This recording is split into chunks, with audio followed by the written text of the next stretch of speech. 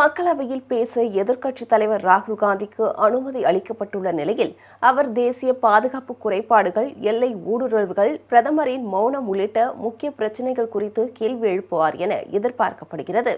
Budget கூட்டத்தொடரில் குடியரசுத் தலைவரின் உரைக்கு நன்றி தெரிவிக்கும் விவாதத்தின் போது மக்களவை எதிர்க்கட்சித் தலைவர் ராகுல் காந்தி முன்னாள் ராணுவ தலைமை தளபதி நரவானேவின் புத்தகத்தில் இருந்த விஷயங்களை எடுத்துக்காட்டி அவையில் பேச முற்பட்டார். அப்போது சபாநாயகர் ஓம் பிர்லா அதனை அனுமதிக்க மறுத்ததால் ஆளுங்கட்சி உறுப்பினர்கள் அதற்கு எதிர்ப்பு தெரிவித்து அவையில் அமளியில் ஈடுபட்டனர். இதனையடுத்து 8 எம்பிக்களையும் சஸ்பெண்ட் செய்து சபாநாயகர் ஓம் பிர்லா உத்தரவிட்டார். இந்நிலையில் சபாநாயகர் ஓம் பிர்லாவுக்கு எதிராக அவையில் நம்பிக்கையில்லா தீர்மானம் கொண்டுவரப்பட்டது. 94C விதிகள் மற்றும் ஒழுங்குமுறைகளின்படி மக்களவை சபாநாயகர் பதவியிலிருந்து ஓம் பிர்லாவை நீக்க கோரி நம்பிக்கையில்லா தீர்மானம் தாக்கல் செய்யப்பட்டது. இதில் மொத்தம் 118 எம்பிக்கள் கையெழுத்திட்டனர்.